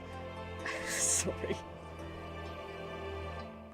This is meant to be such a nice dramatic moment. He's looking at me with such sincere eyes and he's blushing so adorably, and I'm just like... I'm giving him the Deku voice. I'm so sorry. A whole week. I get bumpy. I don't know what happened Thursday. I look back up to see Levi staring at me with love and adoration. It hurts being on the receiving end of such feelings, knowing that they aren't really for me. No matter what happens, know that I'll always stay by your side. I'm sorry to drag you into this quest with me. Shoot. He would have been caught up in this mess anyway if he were the saint. But now he's coming along anyway, Celeste's knight. Don't say that! I swore to always protect you, did I not? Back when I became your knight, remember? I recall Celeste's memory of that time. They were both 14 back then, and Levi took a knee in front of her and swore he would protect her until death did them part. Yet I'm not the one he swore to always stay beside. That person was Celeste. So he should be free of the oath since Celeste is kind of dead. I can't tell him the truth though. On the spur of a moment, I gesture towards Levi. Lean down, please. You're too tall. Too tall for what? Levi gives me a puzzled look but complies with my request.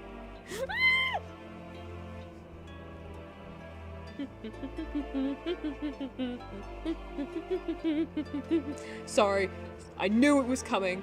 I knew it was coming. I still love it. The way she's pulling that little like lever thing around his neck. I still have no idea what that thing is. But the way she's tugging it. I love it. I press up on my toes and kiss him on the cheek, not as Celeste, but as Celine, because I genuinely feel grateful to him and don't know how else to express myself right now. Celeste?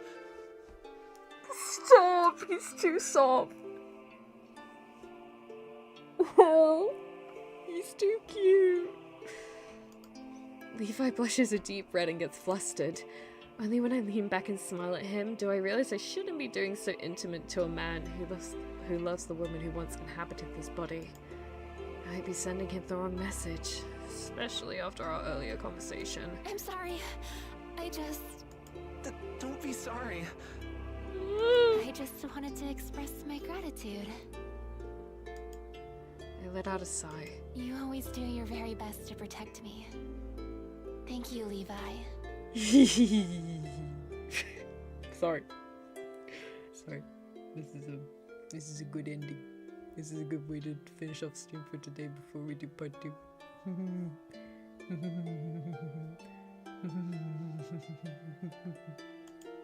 You're welcome, but it's my job to take care of you. I know you're not doing it just because it's your job. Woo! Girly said it. She knows it. I turn around and start walking towards my room before Levi can reply. Let's go, Levi. We need to rest. The training starts tomorrow. Okay, and we are going to end there today, folks.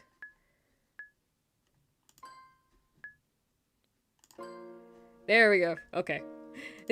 Yes. She sounds like the Sykkuno. No, don't bring up Sykkuno. Don't bring up Sykkuno. Let's stop. Oh my god. Okay. When he's stuttering and flustered, otherwise known as that. He's so cute and soft and I love him. I love him so much. Guys, Stan Levi. Stan Levi. I did kind of sound like Deku with that start, yeah. And if you're this catch up on chat, is Levi Monica's long lost brother? What the heck? I've been reading, chat. I don't know what else. I've read the whole thing. I don't know what you're on about.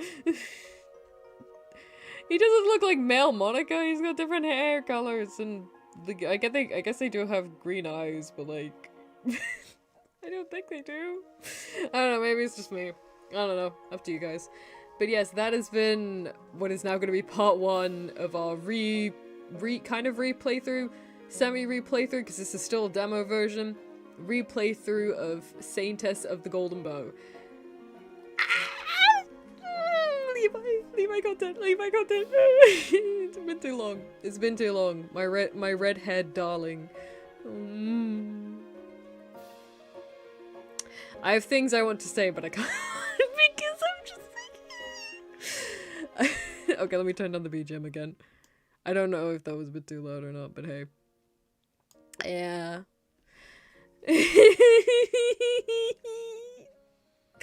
Thank you for sending me a But yes, that was part 1 of our Saintess of the Golden Bow replay through. I would just classify that. This is it for now.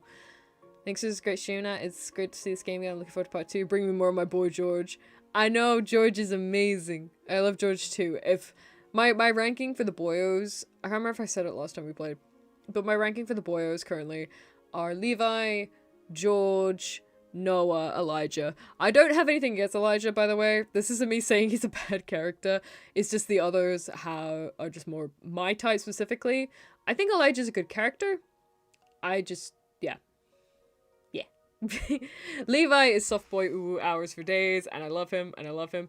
George, I like that he's so helpful and kind. I like that he's literally the best epitome of a gentleman you could possibly ask for, and therefore makes a great instructor to Celeste down the line, if you remember the story. Noah, I like the sass. I like the sass. I love the sass. And Elijah, he's also I think the thing with Elijah right now is that he's a bit too mysterious. I don't know if that makes sense. Because Elijah technically is a very forward person, but I feel like there's just not been enough of him right now for me to fully discern him as an individual. He very clearly cares about the community. Even though the Empress has said no to, like, getting free help from the church to that one commoner, he's like, oh, okay, I'll just take him out myself later. Obviously without her knowledge.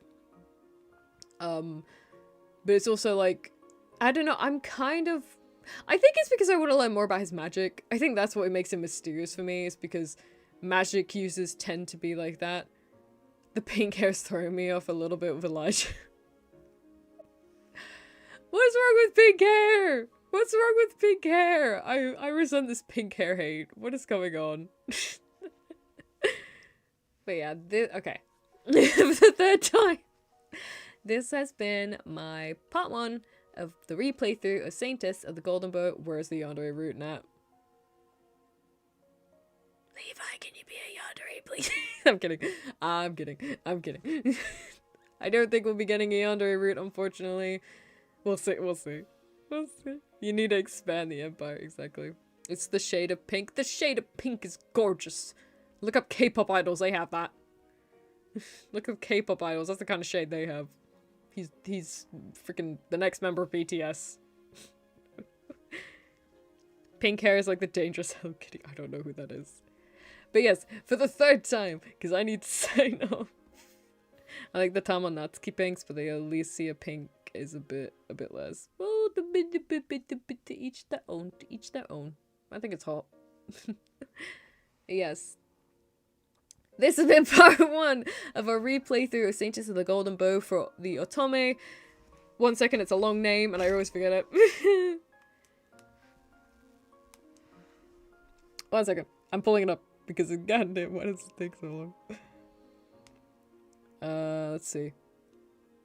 This has been part 1 of a replay through of Saintess of the Golden Bow for the Otome Games Celebration event on Steam, and also for Otome, Otome, which is OTOMAY, Otome Games in May.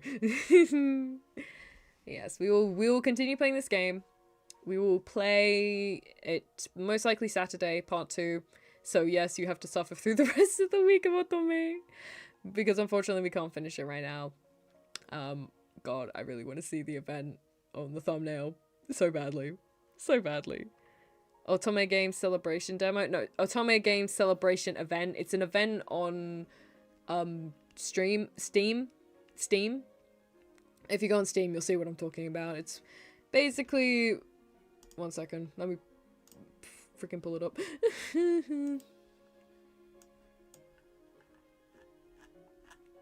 Which I thought you were meant to. It's basically just a celebration of all the Otome games are on Steam, I think. I'm bad with the event thing. I know of the event because I'm a big Otome player, so I know about it from being a community member, but I've never participated in it before, simply because I didn't fully grasp what it is. But yeah, thank you again to Transparent Games for reaching out and like informing me like, hey, this has done this. We would really like it if you played it. And I'm sorry I'm having to stretch this out into 2 parts, but I do sincerely love this game so much. I have just unfortunately caught with time constraints today, but we will be seeing the rest of it on Saturday. I will play until I am done. I swear. Again, thank you guys so much for watching, and I will catch you all in the next stream, which I will put the VODs out for soon, I promise. and the schedule. Alright, bye-bye. Bye-bye. Oh, and I hope you all have a wonderful day or night, wherever you are. Can't forget the outro. Bye!